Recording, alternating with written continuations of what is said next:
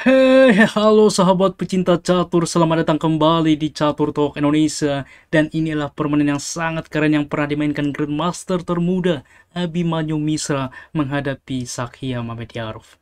Dan kita lihat teman-teman bagaimana perbedaan elo rating dan bagaimana permainan Grandmaster muda ini menghadapi top Grandmaster. Abimanyu Misra Putih mengawali langkah dengan pion ke 4, direspon E5, kuda ke F3, kuda ke C6, dan gajah ke C4, pembukaan Itali di papan. Gajah ke C5 direspon Gyucho Piano, lalu pion ke C3, dengan ide ke depan juga membuka ruang bagi gajah, lalu mendukung pion ke sentral ke D4. Kuda ke F6 saat ini mengancam juga pion, walaupun salah satu opsi biasanya juga langsung mengusir gajah, tetapi D3 mensupport pion sentral dipilih oleh Abimanyu Misra. Masing-masing pemain melakukan pengamanan raja dengan rokade, lalu pion ke D5 saat ini. Pertukaran terjadi, kuda menerima, dan A4 dengan ide ke depan teman-teman, mencegah juga pion melaju, juga membuka ruang bagi gajah ke depan, lalu tentunya juga saat ini untuk ke depan menekan gajah. Melihat hal ini maka A5 direspon, mencegah pion ke B4, lalu kuda ke D2. Berlanjut raja ke H8 supaya ke depan pion dapat ke F5, menghindari juga ada pinan ke depan dari diagonal ini. Benteng ke E1, lalu pion ke F6 fokus rencana mensupport pion sentral, pion ke D4, dan gajah ke A7. Sebelumnya apa yang terjadi jika pion menerima pion langsung, maka kuda akan ke B3, waktu yang sama juga dapat mengembalikan pion, gajah menghindar, kuda menerima pion sentral teman-teman. Kita lihat bahwa sentralisasi kuda yang terjadi, dan kuda hitam juga relatif lemah teman-teman. Di sini pun sedikit putih lebih baik. Kita kembali direspon juga langsung gajah mundur ke A7, maka pion menerima pion, pertukaran kuda menerima, kuda mukul kuda, pion menerima, dan kuda ke sentral saat ini. Di mana teman-teman idenya selain menekan kuda, mensupport juga tentunya pion F2. Karena seperti ini, apabila langsung benteng menerima pion yang terlihat gratis ini teman-teman, masalahnya saat ini gajah juga menerima pion F2 tempo skak. Raja tentunya berpindah ke file F, ada discover ke depan, berpindah ke file H, maka tentunya kuda ke E3. Di sini pun bahwa keunggulan dimiliki oleh hitam. Oleh karena itulah, kita kembali di sini kuda ke sentral, maka gajah ke 6 berlanjut mensupport kuda, gajah ke G5 mengancam menteri, menteri ke D7, dan gajah ke H4. Idenya seperti ini teman-teman. Gajah sebelumnya di petak G5 berpindah tentunya untuk menempatkan kuda ke depan di posisi ini, juga membawa menteri ke depan mendukung skakmat di H7. Dan juga langkah gajah dapat mereposisi diri selain juga mensupport pion, dapat juga ke petak G3 mengancam pion sentral. Sangat-sangat menarik bagaimana ide yang coba dibangun oleh Abimanyu Misra. H6 saat ini tentunya menjaga peta penting G5, gajah ke G3 fokus rencana, menteri ke F7 dengan ide apabila diterima teman-teman pion sentral. Masalahnya di sini juga bahwa pion F2 cukup banyak tertekan. Menteri ke B3 saat ini kembali meng-counter attack, menghubungkan benteng, mengancam kuda, juga memantau pion B7. C6 berlanjut, membuka juga saat ini menteri melindungi baris ke-7, juga tentunya mensupport kuda. Raja ke H1, begitupun dengan putih, supaya pion ke depan dapat melaju sehingga juga tidak lagi dipin.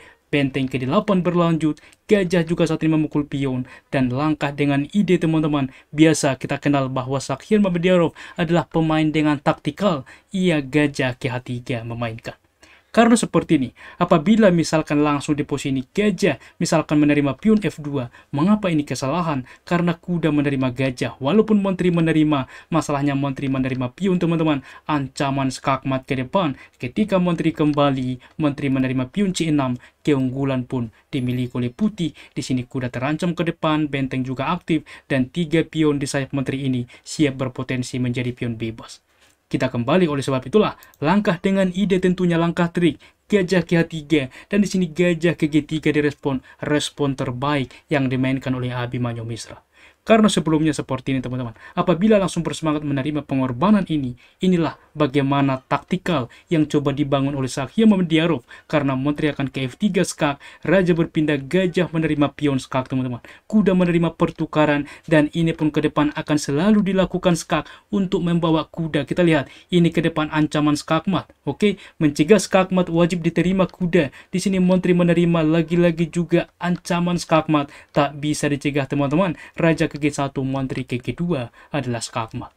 Dan kita kembali, oleh sebab itulah Abimanyu Mishra merespon langkah taktikal ini dengan gajah ke G3 tentunya. Maka gajah saat ini juga langsung menerima pion skak, raja menerima, menteri melakukan skak, raja ke G1, kuda ke E3 saat ini. Dengan ide teman-teman kita lihat di sini membawa ke depan apabila pion langsung menerima kuda, masalahnya menteri menerima kuda dihalangi juga saat ini. Benteng aktif ke depan mendukung skakmat.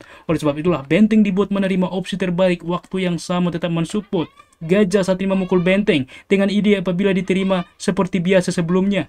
Oleh sebab itulah benteng ke E1 tetap mengancam juga gajah teman-teman. Menteri menerima kuda, maka benteng memukul gajah, menteri melakukan skak, raja ke G2, benteng ke D1, ancaman ke depan. Maka coba teman-teman Anda post ini, apa langkah satu-satunya untuk tetap survive yang dimainkan Abimanyu Mishra di posisi seperti ini. Bagaimana teman-teman? Sangat keren bagaimana kalkulasinya, imajinasinya.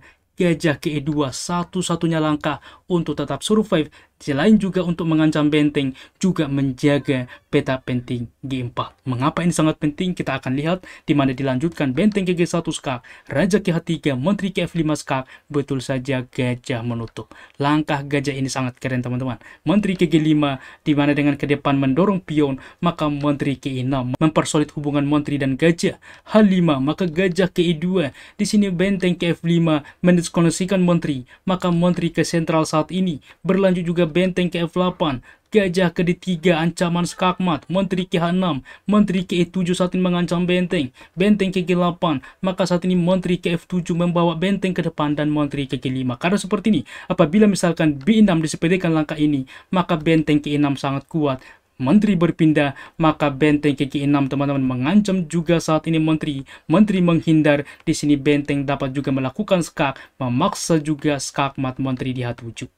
Oleh sebab itulah kita kembali masih dilanjutkan menteri ke G5 dari Sakya Mamediarov, maka direspon Abimanyu Mishra menteri ke F5 memaksa pertukaran teman-teman. Karena apabila ditolak misalkan juga kembali benteng akan aktif, di mana setelah menghindar meninggalkan petak H7 skakmat. Oke, oleh sebab itulah di sini kita kembali menteri wajib ditukarkan teman-teman, dan kita lihat saat ini mengancam gajah. Gajah ke G6, kita lihat dibatasi semuanya, diancam juga pion. B5 masih berlanjut, pertukaran terjadi. Benteng ke E5, di sini juga teman-teman pasrah yang dimainkan, diancam gajah benteng ke F6.